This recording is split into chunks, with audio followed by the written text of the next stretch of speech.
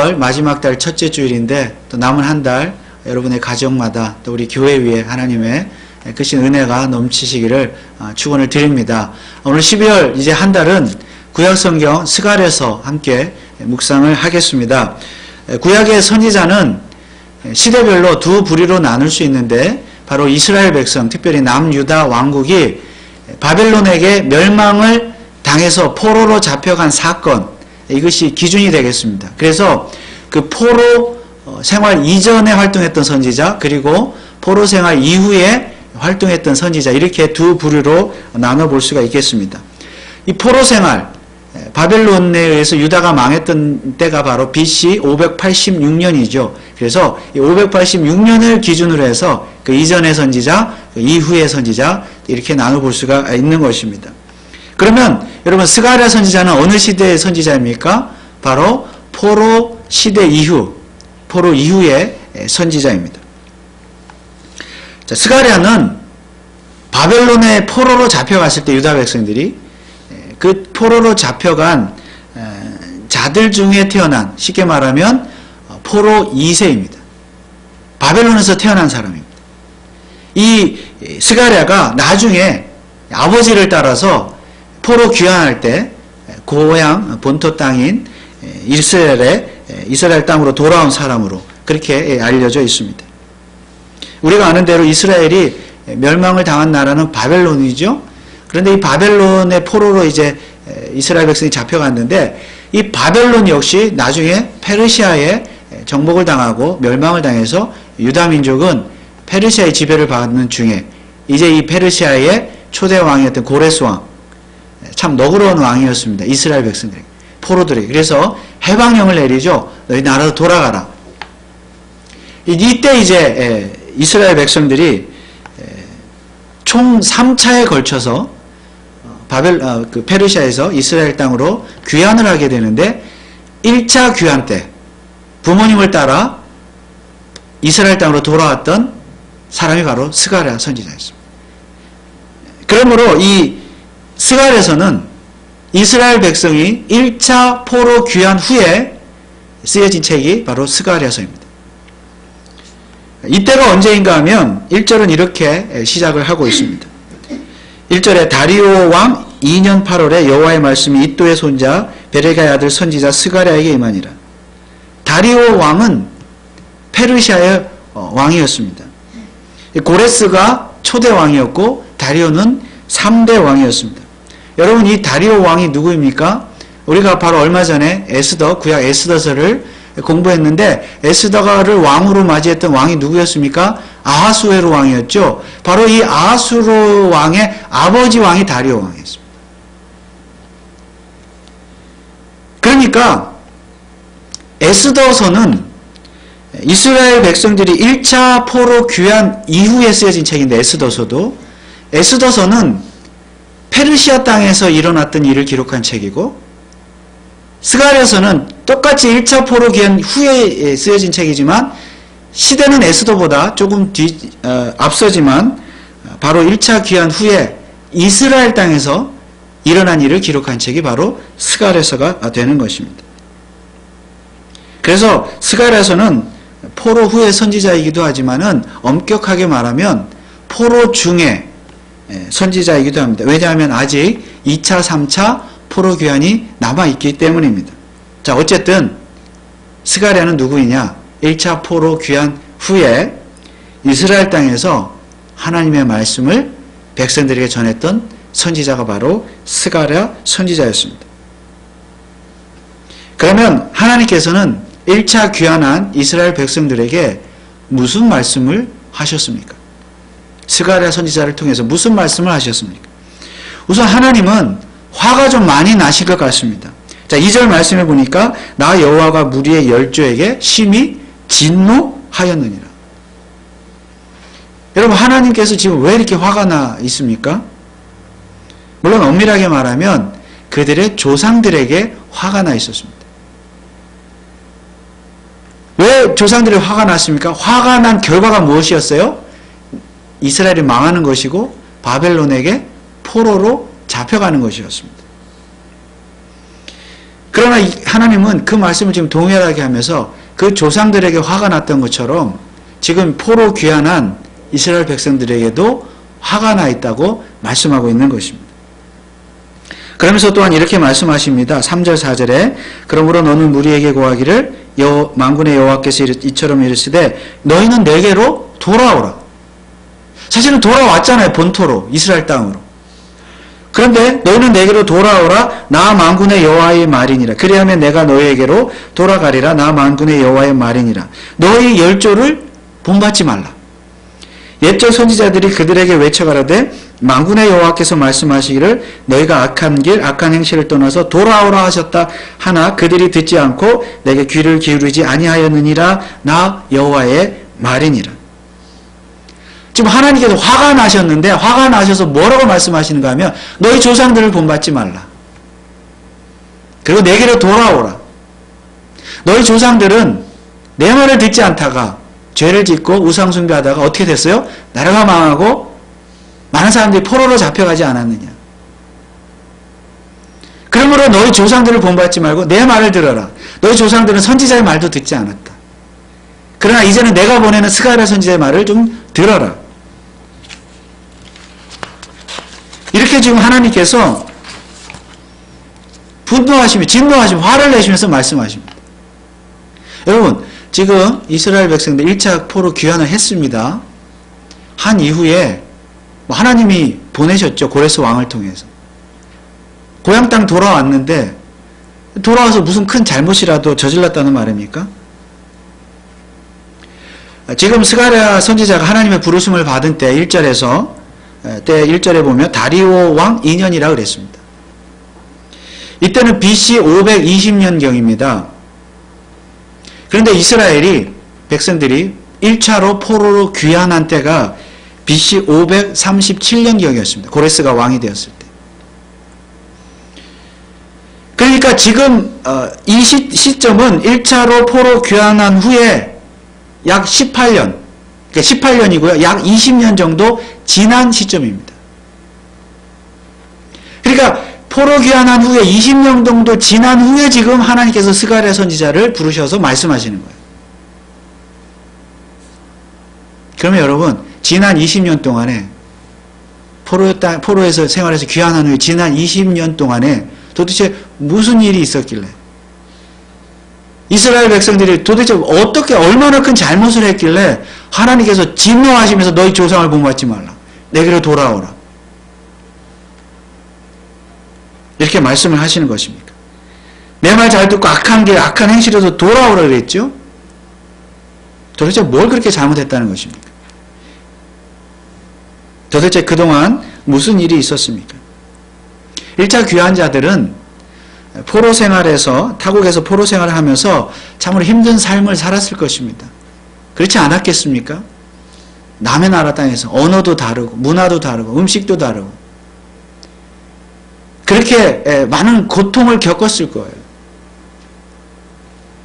그런데 하나님의 은혜로 고레스 왕의 마음을 움직여가지고 하나님의 은혜로 해방령이 떨어졌을 때 그들은 얼마나 기뻐했겠습니까? 아, 이제 우리 조국으로 돌아가는구나. 과거 우리나라도 일본의 식민지를 살고 있을 때 1945년 8월 15일 그 해방되었을 때 온 민족이 얼마나 기뻐했겠습니까? 얼마나 기뻤습니까? 그 마찬가지로 너희 나라로 돌아가 해방됐다 하니까 얼마나 기뻤겠습니까? 유다 백성들. 그래서 그들이 태어나고 그들이 자란 고국에 돌아가서 살 수 있겠다는 그런 부푼 기대에 부풀어 있었습니다. 그리고 실제 그들은 그런 기대를 안고 고국으로 돌아왔습니다. 1차 귀환입니다. 그런데 그들의 고국 땅은 그야말로 형편이 없는 땅이 되어버렸습니다. 그들이 포로로 처음 잡혀갔을 때 BC 586년을 기점으로 하면 약 70년 정도 지금 시간이 지난 거예요. 70년 동안 조국 땅은 황폐해졌습니다. 고향으로 돌아가니까 집도 무너져 있고 물론 포로로 안 잡혀갔던 사람도 있었겠죠. 가족, 친지들, 이웃들 이미 죽은 사람도 있고 아는 사람도 별로 없고 먹을 것도 없고 농지도 황폐해졌고 이런 삭막한 땅에서 돌아오니까 그런 삭막한 땅에서 살아야 했습니다. 낯설지요. 자, 이렇게 되자 그때 그들은 다시 하나님을 원망하기 시작했습니다. 자, 포로 생활을 끝내고 곡으로 돌아왔는데 정말 부푼 꿈을 안고 돌아왔는데 오히려 당장 먹고 살 것도 힘들고 먹고 살기도 힘들고 뭐 집도 다 황폐해졌고 현실이 만만하지 않았습니다. 물론 그들도 처음에는 어느 정도 예상은 했겠지만 1년이 지나고 10년이 지나고 지금 20년 가까이 지난 거예요. 그 상태가. 세월이 지났는데도 그들의 삶이 별로 나아지지 않았습니다. 먹고 사는 것 힘들었습니다. 남의 나라에서 포로로 살 때, 페르시아에서 포로로 살 때가 어쩌면 더 형편이 좋았는지도 모르겠습니다. 그래서 포로 귀환을 후회한 한 사람도 있었는지 모르겠습니다. 여러분, 우리가 아는 대로 에스더서를 보면 에스더나 모르드게 이런 사람들은 포로 귀환을 안 한 사람들이에요. 그 땅에 그냥 페르시아에 남아서 살기로 그렇게 결정했던 사람들입니다. 그 사람들은 거기서 잘 사는 거예요.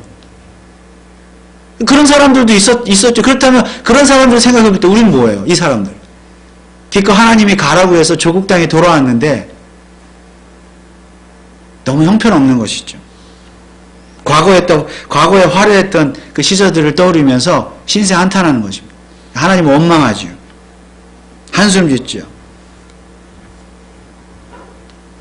그렇다고 페르시아로 다시 돌아갈 수도 없습니다. 자, 그러니까 어떤 상황이에요? 한숨 짓고 원망하고 또 하나님께 불평하고 절망하는 그런 상황이 지금 스가랴서의 상황입니다. 하나님 원망하죠. 하나님 이러려고 우리를 포로 생활에서 해방시켜 주셨습니까? 이게 뭡니까? 물론 처음엔 기다렸겠죠. 하나님 뭔가 짠하고 나타나셔가지고 뭘 어떻게 해주시도록 기다렸겠죠. 그런데 1년, 10년, 20년 가까이 별로 변화가 없어요.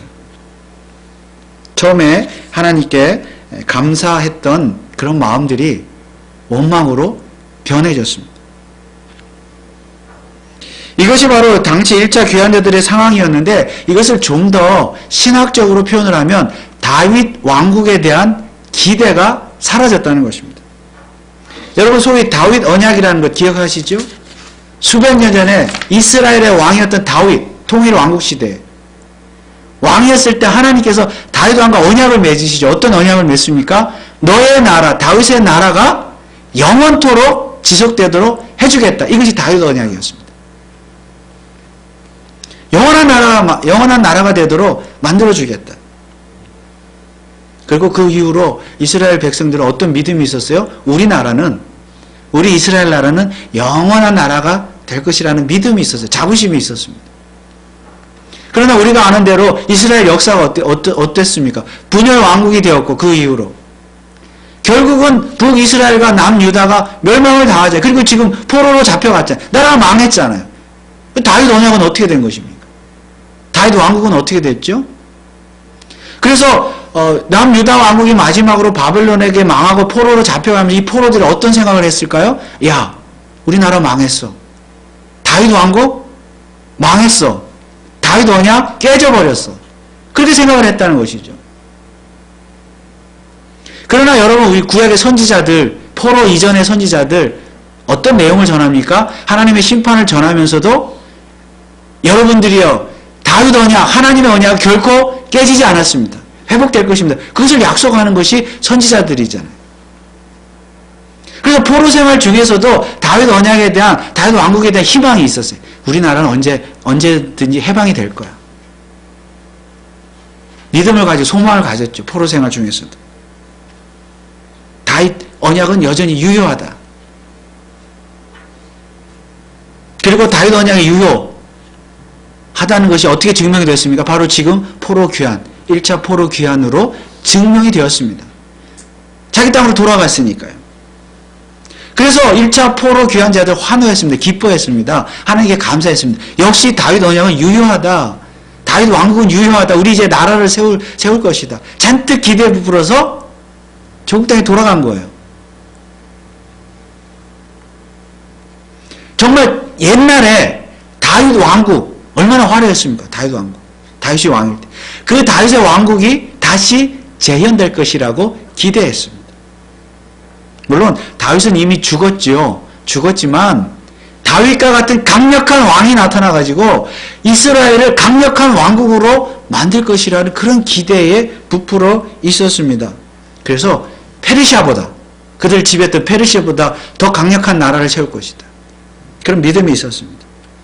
그런데요, 그리고 귀환을 했는데 본토 땅에 와보니까 황량하지요? 자, 몇 년이 지났다고요? 18, 20년 가까이 지났는데 다윗 왕국은커녕 왕도 세우지 못했어요. 왕도 없었어요. 왜냐하면 이스라엘은 여전히 페르시아의 지배를 받고 있었기 때문입니다. 오늘 스가랴서가 역사의 연대를 기록할 때 여전히 다리오라고 하는 페르시아 왕을 말하고 있죠. 페르시아의 지배를 받고 있다는 거예요. 그들의 왕은 다리오 왕이에요. 이스라엘 왕이 없어요. 그러므로 다윗 왕국은커녕 여전히 페르시아의 지배를 받고 있으니까 이 포로 귀환자들이 이상하게 생각하는 거예요. 슬슬 불평하고 원망하기 시작하는 것입니다. 도대체 다윗 왕국은 어떻게 된 것이냐? 하나님 도대체 어디 갔냐? 그래서 하나님에 대한 실망과 불신과 원망만 쌓여갔습니다. 그리고 그것이 절망으로 변했습니다. 도대체 우리는 누구인가? 우리는 도대체 여기 왜 와 있는가? 이 땅에. 차라리 페르시아에 있지. 우리를 사랑하시는 하나님은 도대체 어디 계시느냐? 하나님 우리를 버리셨는가? 도대체 우리가 할 수 있는 일은 무엇인가? 바로 이처럼 이스라엘 백성들이 실망하고 절망하고 한숨 짓고 하나님을 원망하고 있을 때에 지금 하나님께서 스가랴를 부르셔서 선지자를 부르셔서 말씀하게 하시는 겁니다. 내게로 돌아와라. 원망하지 말라는 것이죠.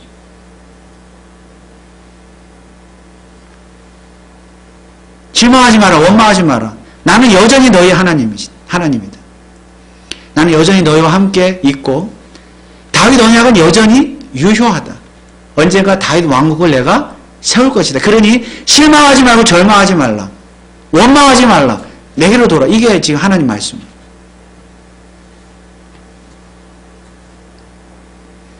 어찌 보면 스가랴서의 주제는 에스더의 주제와 동일합니다. 여러분 에스더에서 하나님이라는 이름이 한 번도 등장하지 않는 이유가 뭐라고 그랬습니까? 포로 생활 중에 고통 가운데서도 하나님이 아니 계신 것 같지만 그들의 신음을 외면하시는 것 같지만 그럼에도 불구하고 하만의 음모를 하나님께서 깨뜨리시고 이스라엘을 구원해 주셨잖아요. 그래서 하나님은 여전히 나는 여전히 너희의 하나님이다. 너희와 함께하고 있다. 너희를 구원해 줄 것이다. 앞으로 줄 거예요. 그리고 실제로 구원해 주셨고 하나님이 아니 계신 것 같아도 포로 중에 있는 그들과 함께 하신 하나님. 그럼 이방 땅에도 함께 하셨지만 지금 어느 땅이에요? 이스라엘 땅. 시대 배경은 똑같아요. 이스라엘 땅에도 하나님이 아니 계신 것 같지만 하나님 계시다는 거예요. 다윗 언약이 깨진 것 같지만 안 깨졌다는 것입니다. 주제가 같아요. 에스더와 스가랴서는.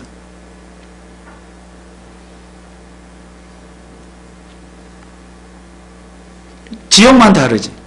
땅만 다르지. 에스더서에 보면 하만의 음모로부터 이스라엘 백성들 구원해 주셔가지고 다 살게 하셔서 기쁨의 잔치를 열잖아요. 불임절. 결국 하나님 말씀 메시지는 뭐예요? 실망하지 마라 지금 1차 포로 귀한 자들에게 기쁨의 잔치의 때가 올 것이다.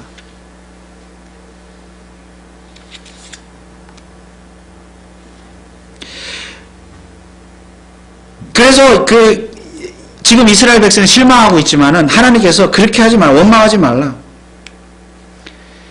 물론 앞으로 지금 1차 귀환이라 그랬죠. 2차, 3차 귀환까지 다 이루어지려면요. 앞으로 100년도 더 있어야 돼요.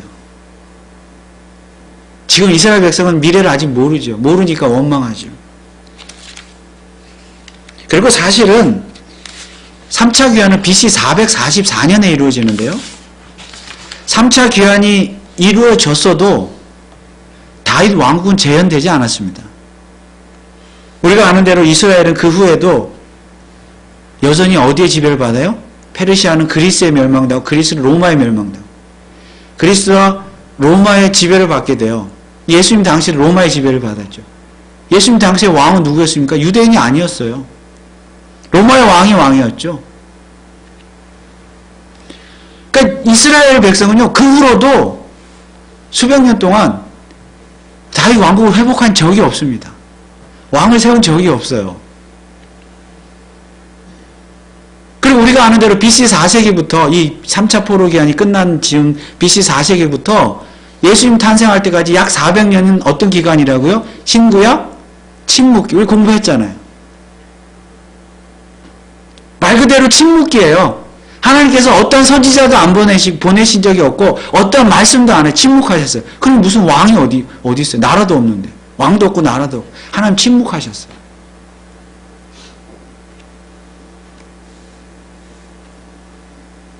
근데 이런 상황 가운데서 지금 이제 그 1차 귀환자들이 그 원망을 시작하는 것이죠. 하나님 어디 계시느냐? 침묵하시느냐? 우리를 왜 이 땅에 불러주셨느냐? 다윗 왕국은 언제 세워지냐? 하나님은 이때 나타나셔서 스가랴 선지자를 통해서 나는 어제나 오늘이나 내일이나 너희 하나님이다. 너희가 함께 할 것이다. 다윗 왕국을 세워줄 것이다. 다윗 언제나 유효하다. 그러므로 절망하지 말고 원망하지 말고 내게로 돌아오라. 특히 5절의 말씀에 보면 너희 열조가 어디 있느냐? 선지자들이 영원히 살겠느냐? 근데 이 말씀은 과거에 불순종하던 조상들 또 그들에게 하나님 말씀을 선포했던 선지자들은 이미 다 죽었다. 그러나 그 선지자들을 통해서 과거의 조상들에게 말했던 나의 말은 이루어졌다는 거죠. 사람은 다 죽었어도 말은 이루어져서 포로로 잡혀갔고 또 귀환을 했고 그렇다면 지금도 나의 말은 여전히 유효하다. 말은 이루어진다. 그 말이에요.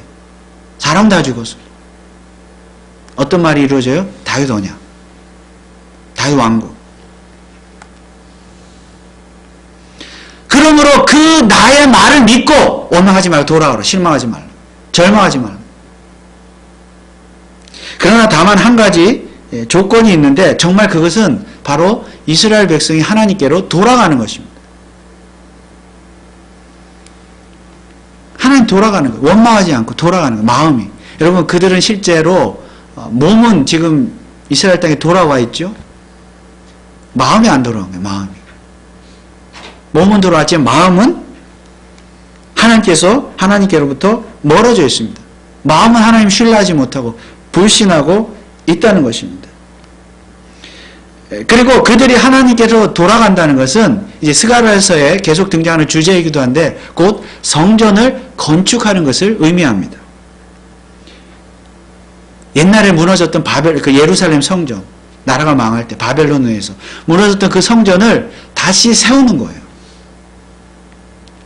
성전을 다시 세우기를 하나님은 원하고 계십니다. 그래서 1차 포로 귀환을 시킨 것입니다. 사실 그래서 그들은 포로 귀환하자마자요 예루살렘 무너진 성전을 다시 세웁니다. 세우려고 시작을 해요. 그런데 그 사마리아인들 중간에 살고 있는 중간 지역에 살고 있는 사마리아인들이 방해를 해서 성전 건축이 중단이 돼요. 시작하다 말아요. 그 사람도 이상하게 생각해요. 왜 성전을 지을 수가 없을까? 왜 이런 일이 일어날까? 그리고 나서 성전 건축을 차일피일 미루다가 지금 20년이라는 시간이 지나버린 거예요.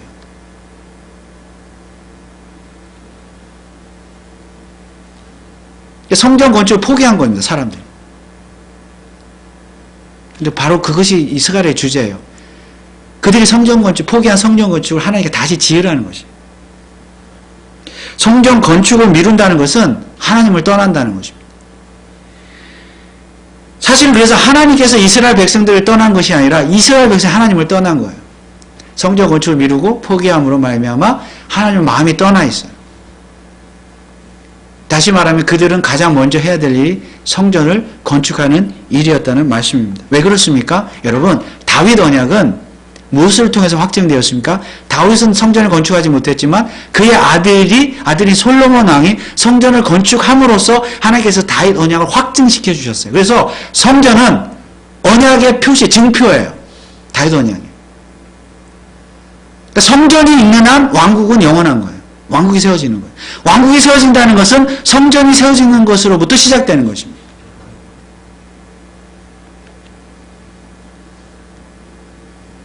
그래서 이스라엘의 역사는 여러분 보세요. 성전을 중심으로 역사가 이루어지죠. 모든 백성들의 삶은 성전을 통해서 이루어집니다.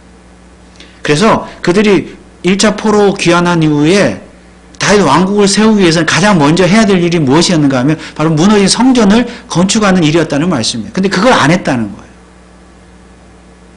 포기했다는 거예요. 20년이나 지금 지났어요. 시간이.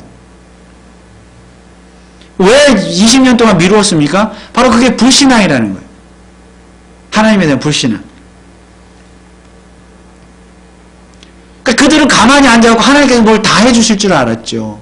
짠 하고 나타나가지고 여러분 우리가 하나님 믿는 하나님 여러분 하나님께서 뭐 짠 하고 나타나서 다 해주시고 우리가 해야 될 부분도 있잖아요. 인간이. 그들이 해야 되는 성전 건축인데 하지는 않고 하나님께서 다 해주시려고 믿고 뭐가 안 되니까 불평하고 원망하는 것입니다. 지금 20년 동안.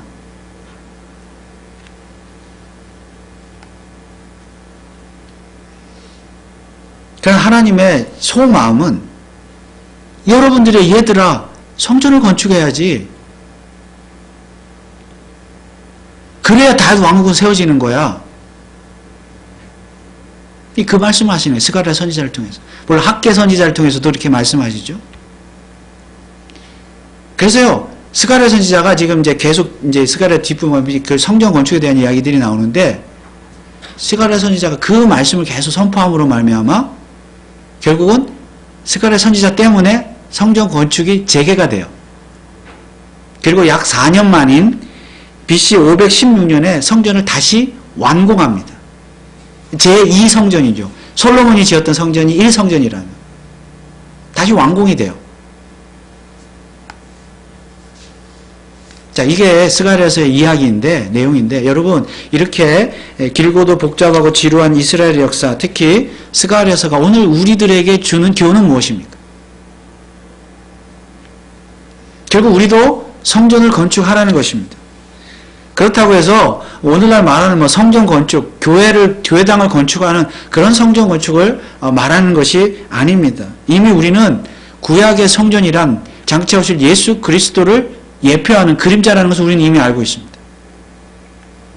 그러므로 오늘 우리가 건축해야 될 성전은 눈에 보이는 건물이 아니라 예수 그리스도를 세우는 일이 성전 건축인 줄 믿으시기 바랍니다. 그러나 그때나 지금이나 상황은 똑같습니다.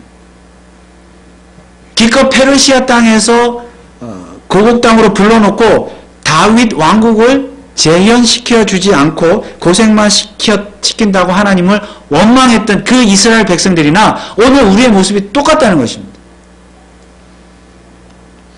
오늘 우리도 현재 우리의 처지 때문에 하나님을 원망하고 불신합니다. 절망합니다. 왜 그렇습니까? 기껏 나를 미국 땅에 불러놓고는 기껏 나를 벤츄라 이 지역에 살도록 불러놓고는 기껏 나를 이런 직장으로 불러놓고는 기껏 나를 결혼하게 해놓고 누구를 만나게 해놓고는 이런 식의 불평인 것이 원망인 것이죠.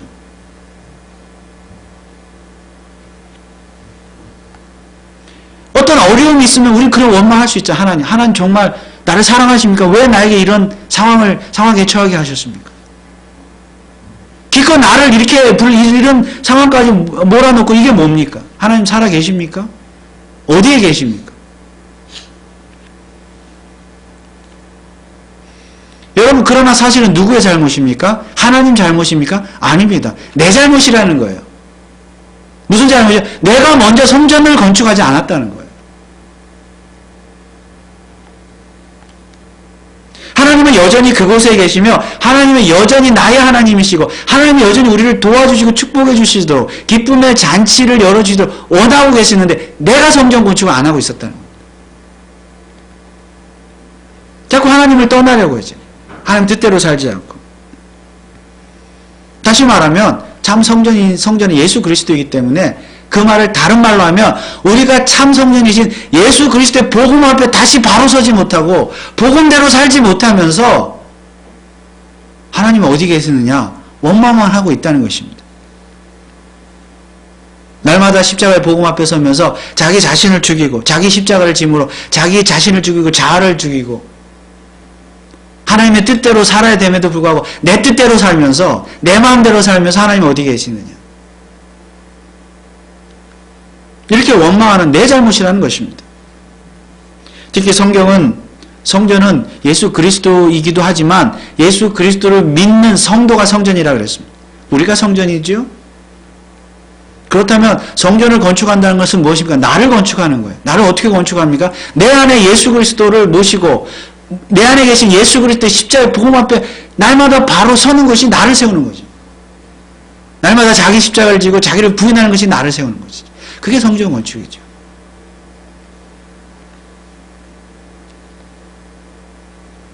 그것은 장소와 상관이 없어요. 우리가 뭐 LA에 살든 벤츄라에 살든 뭐 한국에 살든 왜 나를 여기에 불러주세요? 그건 상관없어요. 여러분 에스더는 이방 땅에 일어난 일이고 스가랴는 고국 땅에서 일어난 일입니다. 똑같아요. 주제는 똑같아요. 어디에 있든지 내가 나를 성전을 건축해야 하는 것이 중요한 것이지 내가 그렇게 하지 못하고 하나님 원망하는 거예요. 이것은 불신앙입니다. 우리 교회적으로도 이런 생각을 할 수도 있겠죠. 하나님 우리 교회를 기껏 개척하게 해놓고는 하게 하셔놓고는 우리를 교회를 개척하게 하셔놓고 이게 뭡니까? 이럴 수도 있어요. 사람이니까. 그럼 하나님 원하시는 건 뭐예요? 내게로 돌아오라. 성전을 건축하라. 먼저 성전을 건축. 너 자신을 세워라.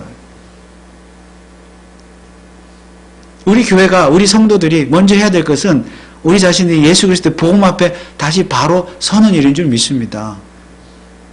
우리가 무슨 일을 행하든지 어떤 일을 하든지 어디에 있든지 마치 몸은 포로 귀환해서 생활해서 귀환하여 이스라엘 땅에 가 있지만 마음은 하나님께로부터 멀어져 있는 이스라엘 백성과 우리의 모습이 똑같지 않습니까? 몸은 이곳에 있는데 주일 예배 참석하고 있는데 마음은 딴 데 가 있어요. 몸은 기도하고 찬송하고 말씀 듣고 있는데 마음은 딴 데 가 있어요. 몸은 이스라엘 땅에 와 있지만 마음은 딴 데 가 있는 이스라엘 백성들하고 똑같다는 것이죠. 마음은 여전히 하나님을 불신하고 원망하고 절망하고. 여러분 우리가 참 우리가 인생이 참 쉽지 않지만 힘든 가운데일지라도 이 자리에 하나님 앞에 나왔으면 몸도 나왔으면 마음도 하나님께 감사하고 마음도 하나님께 영광을 돌려야지요. 몸 따로 마음 따로. 이게 이스라엘 백성들의 모습이었어요.